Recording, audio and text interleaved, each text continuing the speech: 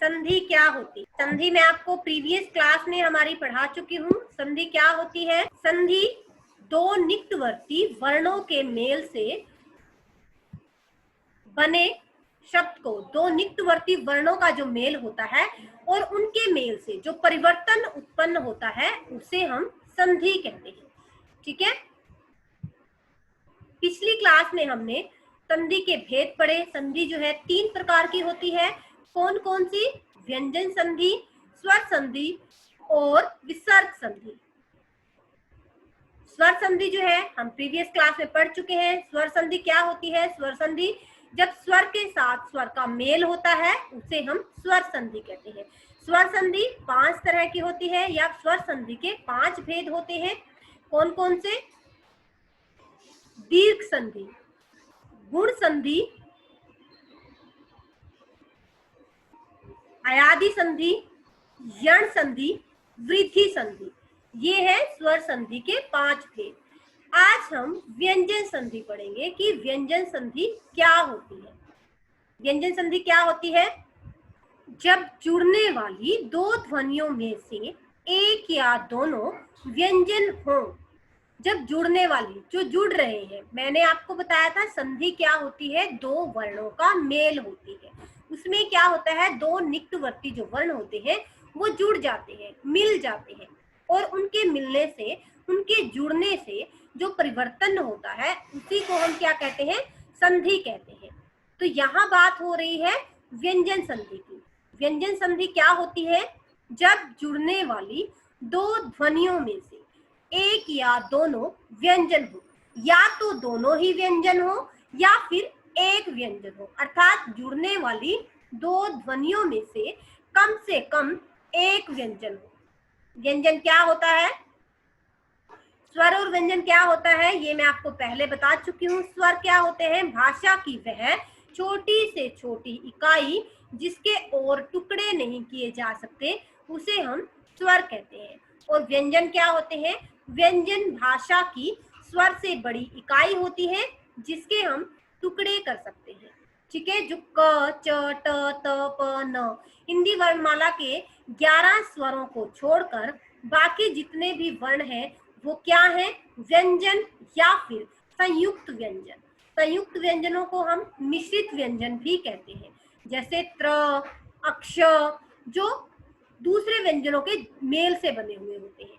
जैसे त्र में ट और र मिला हुआ है, उनको हम संयुक्त व्यंजन या फिर मिश्रित व्यंजन कहते हैं। ठीक है, तो हम पढ़ रहे थे व्यंजन संधि।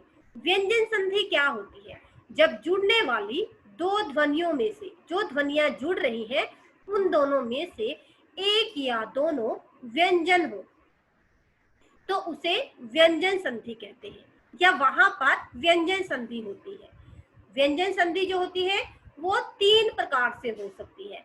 3 प्रकार से उसको हम समझ सकते हैं, लिख सकते हैं, पढ़ सकते हैं। जैसे व्यंजन का स्वर से मेल। व्यंजन का किसके साथ मेल? स्वर के साथ। वाक जमा ईश। जैसे यहाँ एग्जाम्पल देखिए, क क्या है? क जो है वो व्यंजन है। और ईश, ईश क्या है? ईश जो है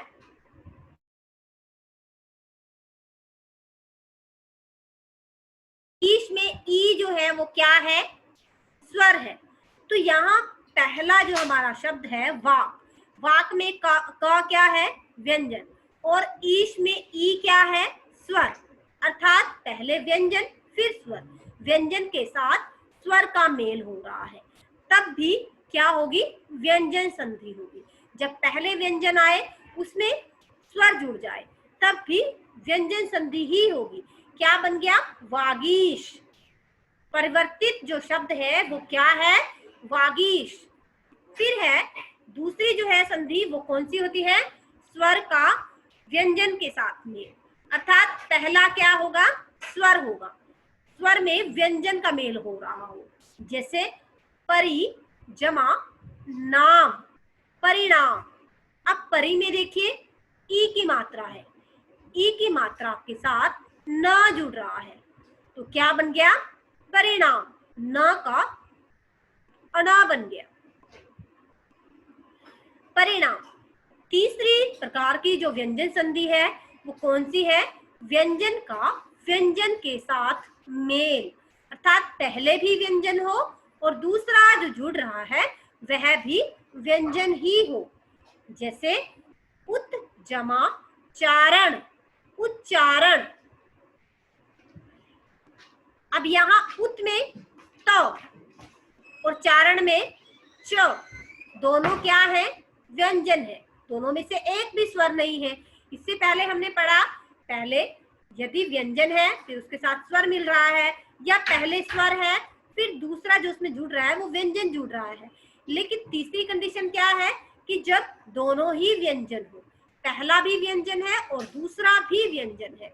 उत जमा चारण, उच्चारण। क्लियर? अब हम पढ़ेंगे व्यंजन संधि के प्रमुख नियम। व्यंजन संधि के बहुत सारे नियम हैं जो मैं आपको अभी एलाबोरेट करके समझाऊंगी अच्छे से।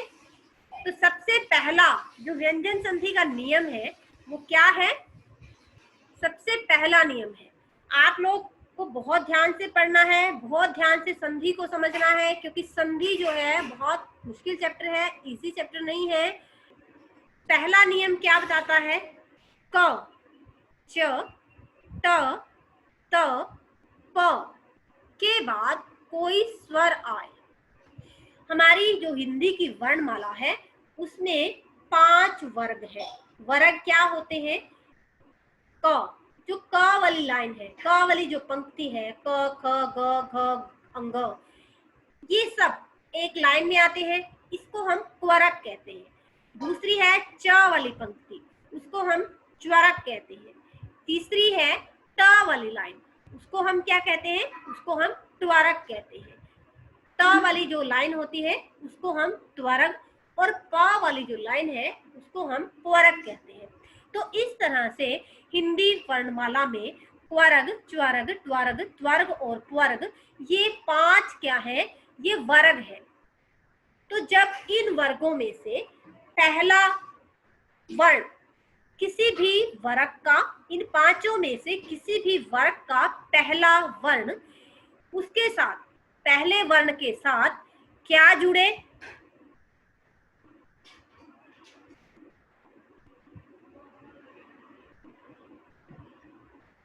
हाँ जी, ये बात की चीज है, आप पहले समझ लीजिए। एग्जाम्पल आप बाद में दीजिए, पहले समझ लीजिए। सुप्रिया, जब क्वरग, प्वरग, वर्ग, च्वरग, त्वर्ग, त्वर्ग, प्वर्ग, इनमें से किसी भी वर्ग का पहला वर्ण कौन सा होगा? क, च, ट, त, प। पहला जो वर्ण है, पहला वर्ण किसके साथ जुड़े, या पहले वर्ण के साथ क्या जुड़े? उसी वर्ग का तीसरा वर्ण, उसी वर्ग का तीसरा अक्षर। जैसे क के साथ ग जुड़ जाए, च के साथ ज जुड़ जाए, त के साथ ड जुड़ जाए, त के साथ द जुड़ जाए और प के साथ ब जुड़ जाए।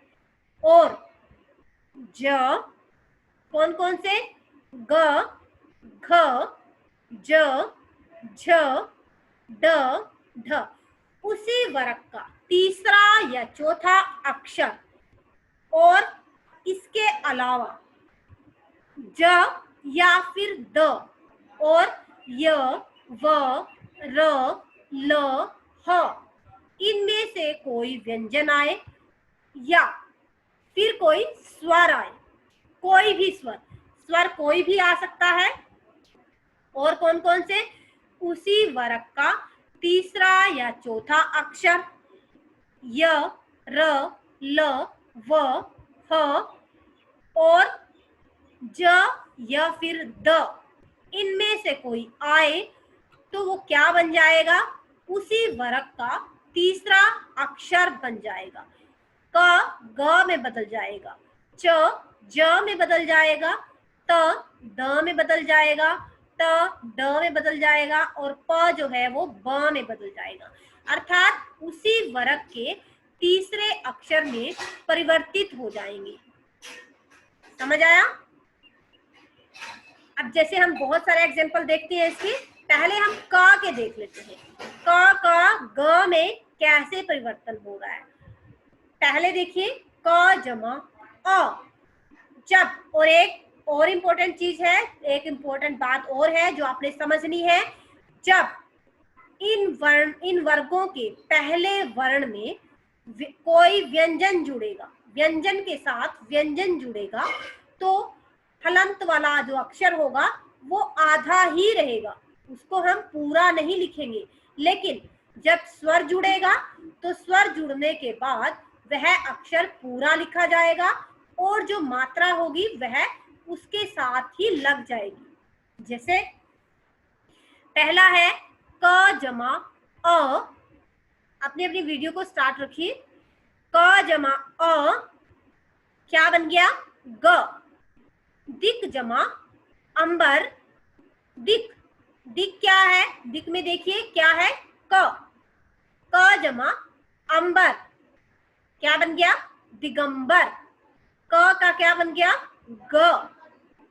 यहाँ पर क क्या है, हलंत लगा हुआ है। जब किसी वर्ण में हलंत लग जाता है तो वह आधा माना जाता है। हलंत लगने से वर्ण जो है वो आधा हो जाता है। अब यहाँ पर क जो है वो आधा है, लेकिन जब उसमें अंबर जुड़ रहा है, अंबर क्या है, अंबर में अ है, अ क्या है, स्वर है। मैंने क्या बताया है, जब किसी व्यंजन में संधि में स्वर जुड़ जाएगा तो क्या होगा, वह पूरा हो जाएगा। अब यहाँ पर वो पूरा बन गया, ग बन गया, का ग बन जाता है और वो पूरा बन गया है, दिगंबर। आगे देखिए क जमा ग, क जमा ग जब जुड़ा है, क्या बताया था मैंने, उसी वर्ण का जब तीसरा अक्षर जुड़ता है। हमारा का, अब यहाँ क है, क में क्या जुड़ा हुआ है, ग जुड़ा हुआ है। ग क्या है, त्वरक का ही तीसरा अक्षर है, तीसरा वर्ण है। दिक जमा गज, दिग्गज। अब यहाँ हमने जो ग लिखा है, दिग्गज, जो पहला ग है वो क्या है, आधा है। आधा क्यों है वो, क्योंकि उसमें व्यंजन जुड़ा हुआ है। ठीक है, व्यंजन संधि में जब किसी वर्ग के पहले अक्षर में, किसी वर्ग के पहले वर्ण में कोई व्यंजन जुड़ता है तो उस व्यंजन के बाद जब जो परिवर्तित रूप होता है वो क्या हो जाएगा, उसी वर्ग का तीसरा अक्षर बन जाएगा और वो हलंत ही रहेगा, आधा ही रहेगा, और स्वर जुड़ने पर वह पूरा हो जाएगा। ठीक है, अब जैसे क जमा ई क्या बन गया, गी। वाक जमा ईश, वागीश। ई क्या है, स्वर है। क क्या क्या बन गया, ग बन गया, और जो मात्रा थी वो ग के साथ ही लग जाएगी। ई की मात्रा ग के साथ लग गई, क्या बन गया, वागीश। आगे देखिए क जमा द, मैंने क्या बताया था, ज और द ये किसी भी वर्ण में जुड़ सकते हैं। बाकी क्या है कंडीशन, कि उसी वर्ग का पहले वर्ण में तीसरा या चौथा वर्ण जुड़ेंगे, या या क्या जुड़ेंगे, कोई भी स्वर जुड़ेगा, या फिर य, र, ल, व, ह और क्या जुड़ेगा, ज और द। इनमें से कोई भी जुड़ता है तो वो क्या बन जाएगा, उसमें क्या परिवर्तन होगा, पहला जो वर्ण होगा वो तीसरे में परिवर्तित हो जाएगा। ठीक है, तो आप आगे देखिए क जमा द, क के साथ द जुड़ रहा है, वाक जमा दान है। अब है क जमा द क्या बन गया, ग। क के साथ जब द जुड़ गया तो क्या बन गया, ग। वाक जमा दान, वाक जमा दान क्या बन गया, वागदान। क का ग बन गया, लेकिन ग जो है वो आधा हो गया। क्यों हो गया आधा, क्योंकि इसमें व्यंजन जुड़ा हुआ है। आपने ये सारे जो वर्ण मैंने आपको बताए हैं उनको आपने लर्न कर लेना है, रट लेना है कि कौन सा वर्ण किसके साथ जुड़ने से क्या परिवर्तन होता है। क में जब उसी वर्ग का तीसरा या चौथा वर्ण जुड़ रहा है, या य र ल व ह इनमें से कोई जुड़ता है, या फिर द या ज इनमें से कोई जुड़ता है, या कोई स्वर जुड़ता है, तो वह उसी वर्ण का तीसरा अक्षर बन जाएगा। उसी वर्ग का तीसरा अक्षर परिवर्तन में हमें मिलेगा। क का ग बन जाएगा, च का ज बन जाएगा, ट का ड बन जाएगा, और त का द बन जाएगा, और प का ब बन जाएगा।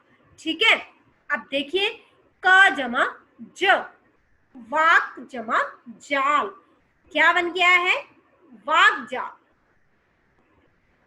क जमा भ, दिक जमा भ्रम, दिग्भ्रम। क्लियर? आगे हम पढ़ते हैं च का ज में परिवर्तन कैसे होता है। यहां तक हमने पढ़ा है कि क का ग में परिवर्तन कैसे होता है। अब हम पढ़ेंगे च का ज में कैसे परिवर्तन होता है, ट का ड में कैसे होता है, त का द में कैसे होता है। ठीक है, अब जैसे देखिए च, अच जमा अंत, अच, अच क्या है? च क्या है? च जो है च्वरक का पहला वर्ण है, व्यंजन है, उसमें क्या जुड़ गया है? अंत। अंत में अ क्या है? हाँ जी, शुभम। तो च को ड, च जो है च का ज कैसे बनता है? जैसे अच जमा अंत, अच में च क्या है? अच में च जो है वो एक व्यंजन है और च्वरक का पहला वर्ण है। च छ ज झ ञ, च। अब च में जब हमने स्वर को जोड़ दिया है तो क्या बन गया है? अजंत, ज बन गया है। स्वर जुड़ा है इसलिए हमने ज को पूरा लिखा है। अगर अ की जगह कुछ और होता, अर्थात स्वर की जगह पर व्यंजन होता, तो हम ज को आधा लिखते। ठीक है, अब है ट का ड, तो ट है वो ड में कैसे परिवर्तित होता है? षट जमा दर्शन, षट में जो ट है, ट क्या है? ट जो है वो त्वरक का पहला वर्ण है और क्या है? व्यंजन है। बात हम यहाँ व्यंजन संधि की कर रहे हैं, व्यंजन है। उसके बाद उसमें क्या जुड़ा? दर्शन। दर्शन जब जुड़ गया तो क्या बन गया? षड दर्शन। ऐसे ही षट में जब हम मुख जोड़ेंगे तो क्या बन जाएगा? षडमुख। और यहाँ आप देखिए व्यंजन में व्यंजन जुड़ा है, ट में द जुड़ा है, इसलिए द जो है वो आधा हो गया है। अगर यहाँ पर क्या जुड़ा होता? स्वर जुड़ा होता तो यह पूरा होता। ठीक है, अब हम पढ़ते हैं त का द में परिवर्तन, कि त जो होता है वो द में कैसे परिवर्तित हो जाता है। त जमा आ क्या बन गया? दा। जगत जमा आनंद, जगदानंद। जगत, जगत में क्या है? अंतिम वर्ण क्या है? जगत शब्द में त है। त में जब आ को हमने जोड़ा तो क्या बन गया? दा, जगदानंद। और यह हमने पूरा लिखा है, आधा नहीं लिखा। आधा क्यों नहीं लिखा? क्योंकि इसमें स्वर जुड़ा हुआ था। त जमा ई, दी, त जमा ई, दी। जगत जमा ईश, जगदीश। ठीक है, जगत जमा ईश, जगदीश। त में जब ई को जोड़ा, ऊपर हमने आ जोड़ा था तो आ की मात्रा द के साथ लग गई थी। जब हमने यहाँ पर ई जोड़ा तो ई की मात्रा जो है वो दी के साथ लग गई, जगदीश। आगे देखिए त जमा ज, जगत जमा जाल, जगत जमा जाल, जगजाल, जगजाल। यहाँ हमने ज को आधा कर दिया है क्योंकि यह व्यंजन है। आगे देखिए त जमा भ, तत् जमा भव।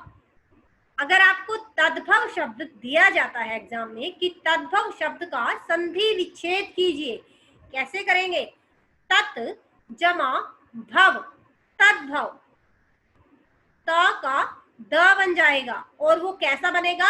आधा, क्योंकि दो व्यंजनों का मेल हो रहा है। आगे है त जमा घ उत जमा घाटन। जब आपको उद्घाटन शब्द का संधि विच्छेद करना है तो कैसे करेंगे? उत जमा घाटन। आगे है उद्यम।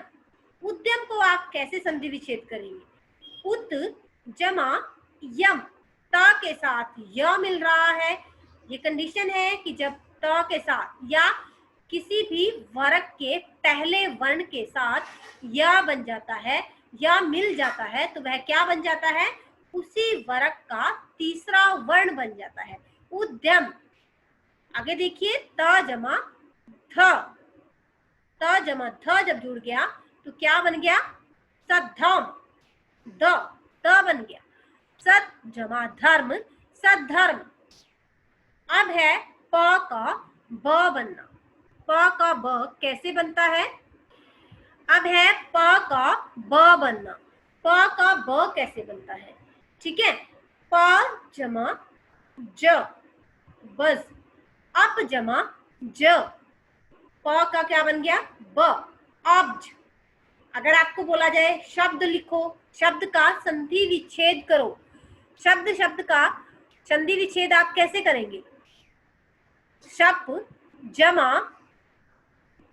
हाँ जी, शप जमा द, शब्द। ठीक है, तो यहां तक पहला जो नियम आपको बताया है सबको क्लियर हो गया है? किसी स्टूडेंट का कोई डाउट? अब हम दूसरा नियम पढ़ते हैं। दूसरा नियम क्या है? दूसरा नियम क्या कहता है? क च ट त प, वही वर्ण, किसी भी वर्ण का पहला वर्ण। क च ट त प, इनके बाद म य न हो तो, इनके बाद म या न हो तो क का अंग बन जाता है, अर्थात उसी वर्ग का पांचवा वर्ण बन जाता है।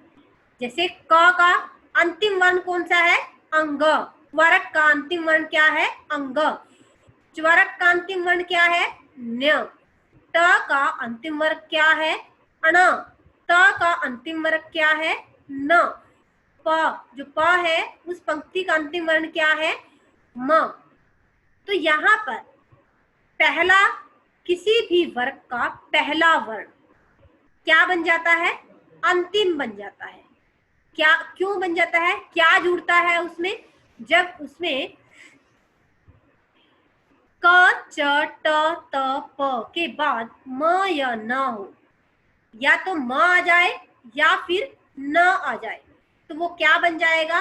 अंग। क का अंग बन जाएगा, च का न्य बन जाएगा, ट का अण बन जाएगा, त का न और प का म। आपने इसको छोड़िए, आपने क्या समझना है?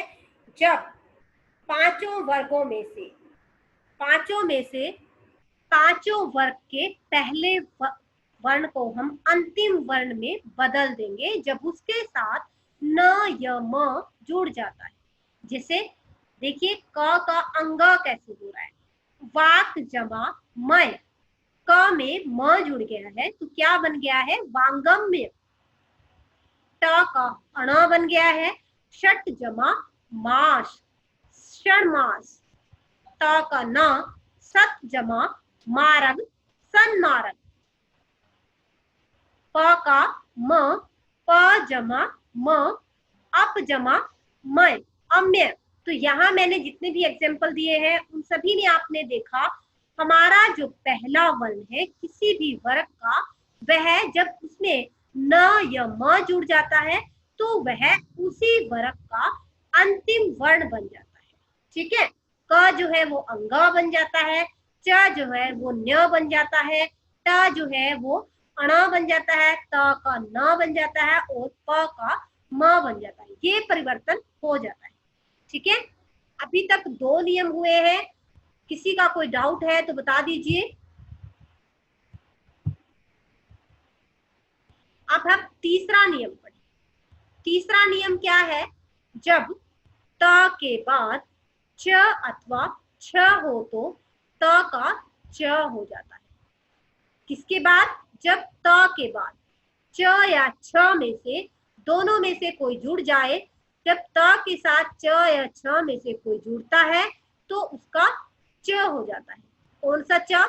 हलंत वाला च, आधा च, पूरा च नहीं, आधा च।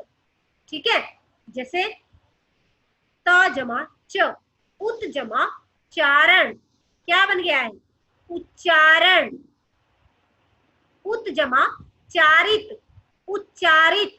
तो यहाँ त के साथ जब च या छ में से दोनों वर्णों में से कोई भी एक जुड़ जाए तो वो क्या बन जाता है? च, और आधा च, पूरा नहीं, आधा च बन जाता है। ठीक है,